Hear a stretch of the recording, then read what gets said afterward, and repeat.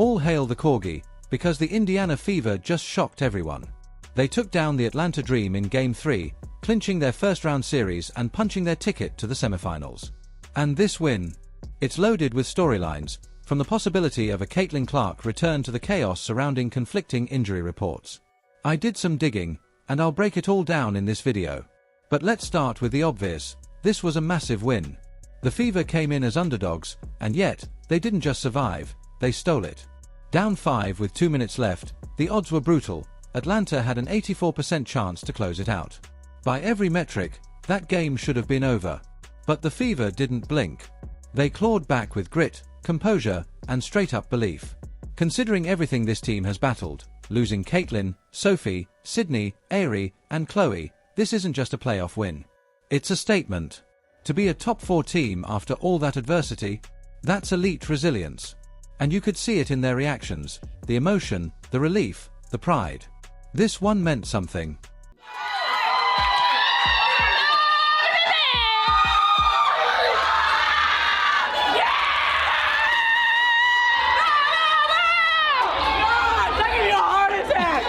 And look, fans have been on Stephanie White all season. From her rotations to how she's managed Caitlin Clark's minutes, she's taken plenty of heat.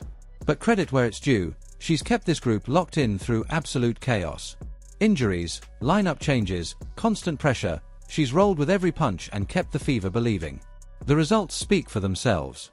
They're headed to the semifinals despite having what's basically been a revolving door of players. Even Kelsey Mitchell hinted at what we don't see, the leadership, the calm, the buy-in inside that locker room. And that might be the real story behind this run. Coach White has done a good job of talking about how much you guys mean to her. What does she mean to you? Maybe you as well. Oh man, I've had 5 coaches in 8 years. I've been on, the worst, record teams here in Indiana Fever. So I know where my career started at. I know what I've kind of had to go through to kind of be in this position. I've never had a coach that poured into me respectfully like Steph has. I go where I'm valued, and I've never really felt that as a pro. And so for the first time in my career, I really feel like I have someone that values what I bring to the table as a player and a person. Not just a player, but as a person. So I always love Steph because she gave me an opportunity to kind of be who I am. And it's hard to do that and be that as a professional athlete. And when you find coaches that believe in you, I'll never take it for granted. So thank you, Coach. Coach White has done a good job of showing how much we mean to her, but for me, it's deeper than that, Kelsey Mitchell said. I've had 5 coaches in 8 years and been through some of the toughest seasons in Fever history. I know where I started, and I know what it took to get here. I've never had a coach pour into me, both as a player and as a person, the way Steph has. For the first time in my career, I feel valued, seen, and trusted for who I am. That means everything. I'll always appreciate her for giving me that, and I'll never take it for granted.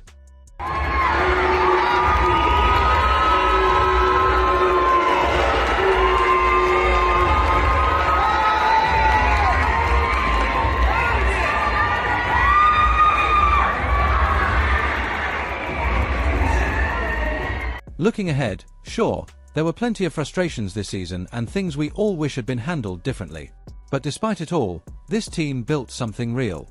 There were breakout performances, genuine chemistry, and a locker room that clearly believes in each other. Add a healthy Caitlin Clark back into that mix next season, and it's hard not to see contender potential. Now, on to the fun part, the post-game chaos. The Fever's social media team wasted zero time calling out ESPN and every analyst who picked them to lose. That's how it's done. Let your play do the talking, then deliver the clapback. Someone should probably pass that memo to Alicia Gray, who had a fan ejected for some light heckling, maybe save the tears for Kleenex's next endorsement deal. And to top it all off, the Fever's response to getting booed after winning said it all, unbothered, unified, and ready for whatever comes next. Caitlin Clark showing you guys how to interact with the fans. You don't pull a Kalia Copper and go to the post-game podium and complain about fans booing. It's a part of the game. Caitlin Clark didn't pull an Angel Reese and get a whole fake racism investigation started because opposing fans are booing you. This is stardom. This is how you handle booing fans. You don't go get a fake investigation started because you can't handle people booing you. Start the investigation for hate speech now. Kathy, apparently, fans aren't allowed to cheer against the other team anymore. Seriously though, that's how you handle it. You recognize it's a sport, not a scandal, and you let the 352 angry fans head home to sulk in peace. The Fever's calm, confident response has earned them plenty of praise, and rightfully so. Scott Agnes, it's the groin. It's not the groin, it's the ankle. It's not the groin, it's the ankle. People saying stop lying, man. Scott Agnes is the one person that's been legit. He's the one person, regardless of what you've said, what you think about him. He is the closest thing to an insider. Now, love or hate Scott for what he said about Fever fans, he's close to the team and doesn't say anything that isn't quote-unquote sanctioned by them. So, I think we can take this as fact. And this is good news because if her groin is good enough to play, she's going to come back strong to start next season at the very latest. And there's no reason to think the Fever can't make the finals. They've beaten the Aces twice this year. You just referenced it twice. It is Indiana. Dropped 2 of the 3 games to them this year, but you haven't seen them since late July. What excites you about that matchup? That they haven't seen the real Aces yet. They caught us when we were at a bit in turmoil. Not only that, they whooped us. Sure, Becky Hammond says the Fever haven't seen the best of her team yet, but it's the playoffs. Anything can happen. We've seen lower seeds win championships across every major sport, and if Indiana somehow makes the finals, that would give Caitlin Clark just enough time to ramp up. And honestly, that would complete the full-on asterisk Michael Jordan sophomore arc asterisk like MJ in his second season. Caitlin missed most of the year with an injury. Jordan had that broken foot, and then came back in the playoffs to drop a record 63 points on the 1986 Celtics. Clark's already proven she can bounce back from injury and take over a game. Just look at her comeback against the Liberty, 9 points in 38 seconds, raining threes from the parking lot. From a league perspective, everyone should want that. The WNBA's ratings have been struggling, and Caitlin's presence changes that overnight. Her return would be a television event, easily 4 million viewers, maybe more.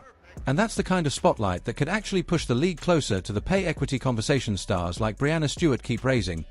But here's the reality, the Fever have officially ruled her out for the playoffs. Once a player is removed from the roster, that's it, no late-game miracle, no loophole comeback. So, as much as fans want a storybook ending, there's zero chance of Clark suiting up again this season. Maybe the Fever didn't expect to go this far, maybe it's pure caution. Either way, they've locked in that decision. Still, there's a lot to be optimistic about. This group has heart, chemistry, and resilience, and with Caitlin healthy next year, that foundation could turn into something special. If she keeps rocking those black Air Force Ones and the lucky Corgi magic holds, who knows? The Fever might just have a Cinderella run waiting for them, one the basketball gods themselves would be proud of.